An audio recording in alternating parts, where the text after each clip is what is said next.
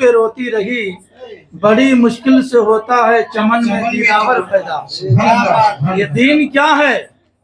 آج اگر ہم پوچھیں سب سے کہ بھائی ہمارے نبی کب پیدا ہوئے تو بتا نہیں سکتے، ہمارے نبی کس دن پیدا ہوئے بتا نہیں سکتے، پھر ہم کہیں ہم مسلمان ہیں۔ ارے ہمارے مسلمان ہونے کا کیا ہے؟ شب برات میں حلوہ کھائیں، معراج میں حلوہ کھائیں، عید میں نئے کپڑے پہنیں، یہی مسلمان کی دلیل ہے۔ ہمارے قبر میں 3 سوالات ہوں گے، ہمیں تو وہ بھی نہیں معلوم کہ کیا کیا سوالات ہوں گے، ہمیں کیا جواب دینا ہے۔ ہم نے صرف دنیا کو دنیا سمجھ کے رکھ لیا کہ ہماری بلڈنگ ہو، ہمارے جائیداد ہو، ہماری زمینیں ہو، ہمارے یہ ہو، ہمارے وہ ہو، مگر اسلام کیا ہے یہ ہمیں معلوم نہیں ہے۔ اگر اسلام کے بارے میں تمہیں معلومات نہیں ہوگی تو تمہیں اسلام میں جینے کا حق کیا ہے؟ وہ ان کو دیکھو، ان کی کردار کو دیکھو کہ جس راستے سے حضرت سیدنا صدیق اکبر گزرتے تھے، انہیں دیکھ کر لوگ ایمان لایا کرتے تھے۔ یہ ہوتا ہے اسلام۔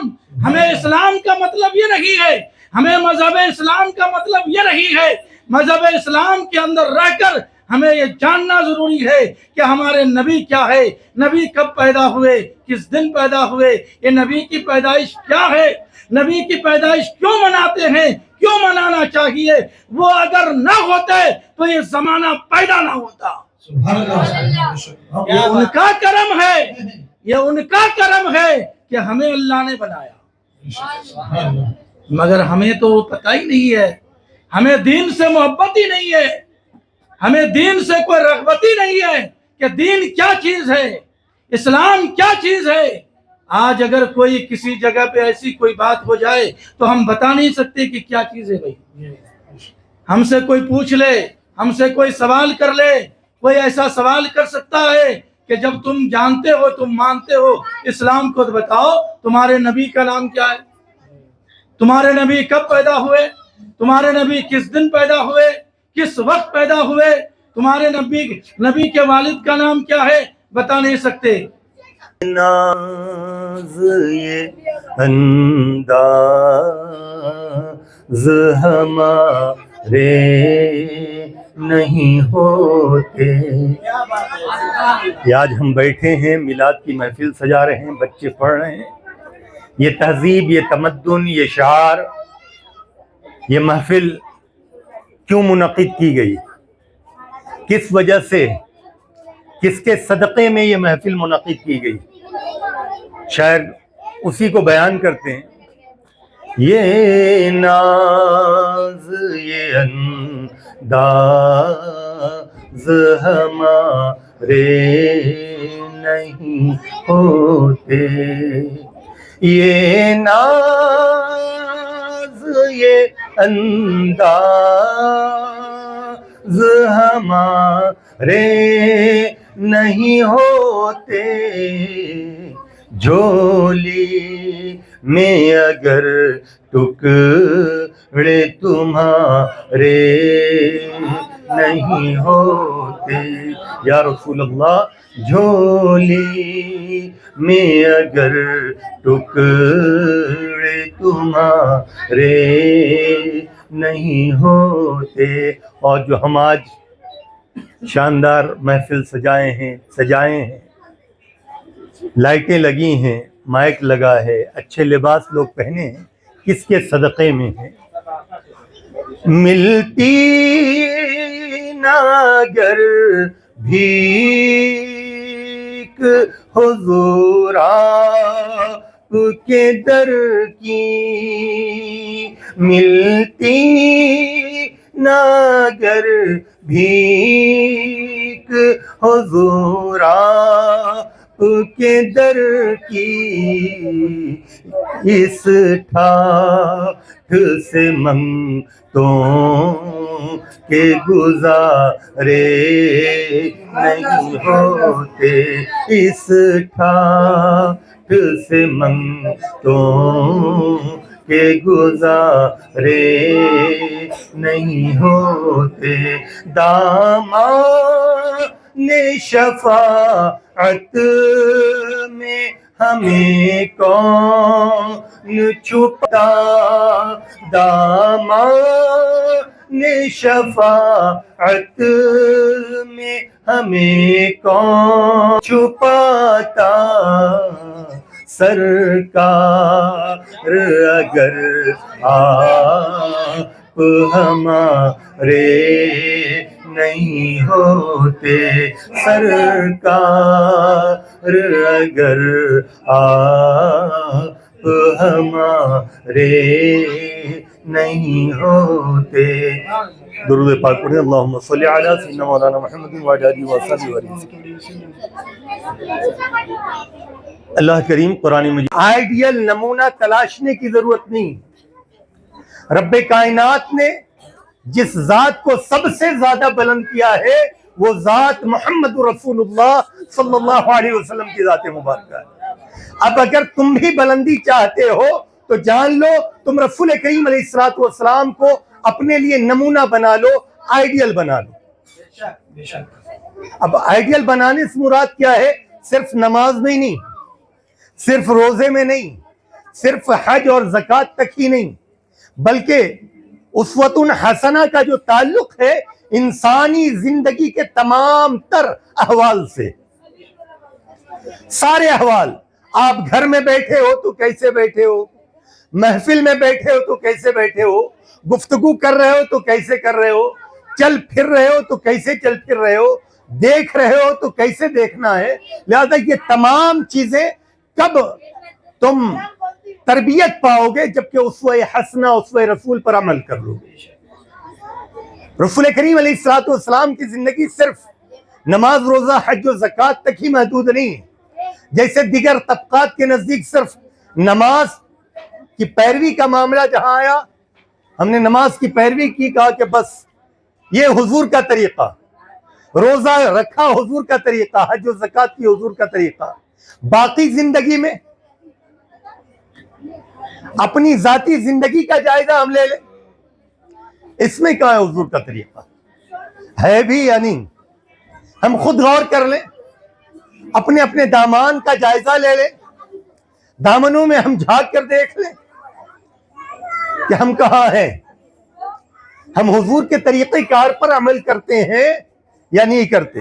تو آج ضرورت یہ ہے, بالخصوص آج سب سے زیادہ جو چیلنجز ہے اہل اسلام کو, اور اگر اہل اسلام چاہتا ہے کہ ان چیلنج کے سامنے بالکل معیار بن کر کھڑا ہو جائے, نمونہ بن کر کھڑا ہو جائے, تو اسے رسول کریم علیہ السلام کو اپنے لیے نمونہ بنانا ہوگا. ماں بہنیں بیٹھی ہیں وہ بھی غور کر لیں, گھر میں ہوں تو بھی حضور کی سیرت مبارکہ. عورتوں کے لیے رسول کریم, جس طرح مردوں کے لیے رسول کریم علیہ السلام کی اتباع و پیروی لازم ہے, اسی طرح عورتوں کے لیے سیدہ نساء العالمین فاطمہ الزہرا رضی اللہ تعالیٰ عنہ کی حیات مبارکہ نمونہ بنائی گئی. اور حضرت فاطمہ کی زندگی کیا تھی؟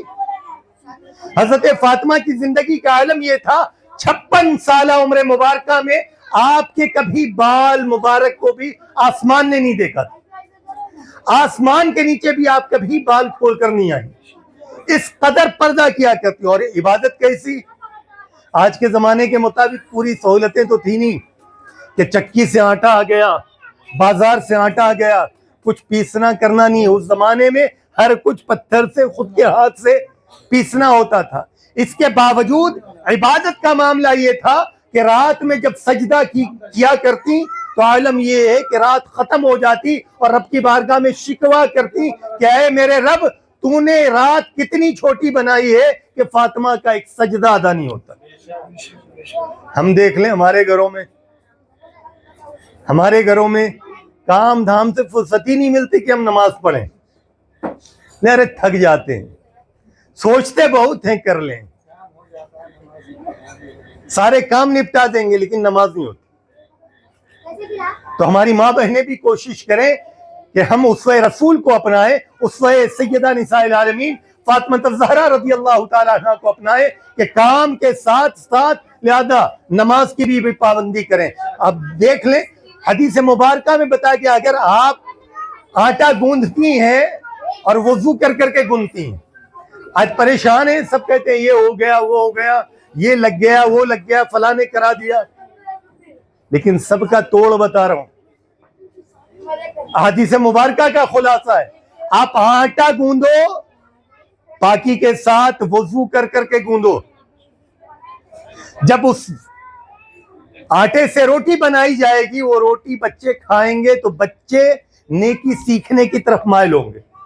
پھر بچہ نیک ہوگا، بچہ والدین کا فرما بردار ہوگا. تو ہم ایک طریقہ کار اختیار کر لیں اپنی زندگی میں کہ جب بھی ہم کچھ کھانا بنائیں پاکی کے ساتھ، خاص طور سے کھانا بنانے سے پہلے وضو کر لیا کریں.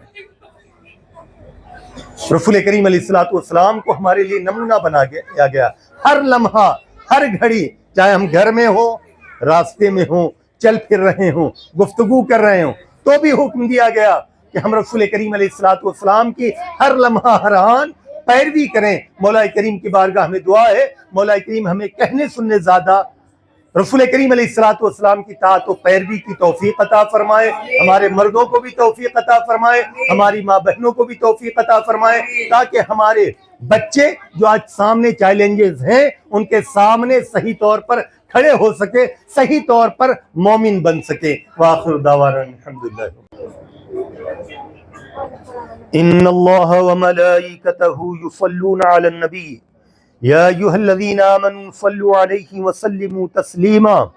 اللہم صل علی سیدنا مولانا محمد وعلی آلہ واصحابہ بعدد ما فی علم اللہ صلاۃ دائمۃ بدوام ملک اللہ. یا رب العالمین، یا اکرم الاکرمین، یا غفور رحیم، مالک و مولا تیری توفیق، تیرے رحمت، تیرے فضل سے مولا یہ مجلس سجائی گئی، نعت خوانی ہوئی، چھوٹے چھوٹے بچوں نے تیرے حبیب کی ثنا کی. مولا یا رب العالمین، یا رب العالمین اپنی رحمت کاملہ میں قبول فرما. مولا تعالیٰ یا رب العالمین جو کچھ بھی ذکر و اذکار کیا گیا، نعت خوانی ہوئی، مولا اپنے حبیب کی نعت تجھے پسند ہے. مولا یا رب العالمین اپنے حبیب کی نعت کو اپنے حبیب کی بارگاہ میں قبول عطا فرما. مولا تعالیٰ ان چھوٹے چھوٹے بچوں کے نذرانے کو اپنے حبیب کی بارگاہ میں قبول فرما. مولا تعالیٰ ایمان پر ثابت قدمی عطا فرما، عمل میں خلوص عطا فرما.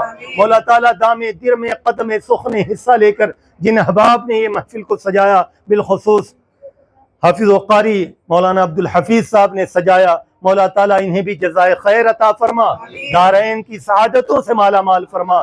مولا تعالیٰ یا رب العالمین تمام مدارس اسلامیہ بالخصوص مدرسہ فیض العلوم کو بھی مولا تعالیٰ دین دونی رات چگونی ترقی عطا فرما. مولا تعالیٰ یہاں سے مولا تعالیٰ یا رب العالمین کریمہ کار سادہ بندہ نوازہ اپنے حبیب پاک علیہ الصلوۃ والسلام کا صحیح متبع پیدا فرما.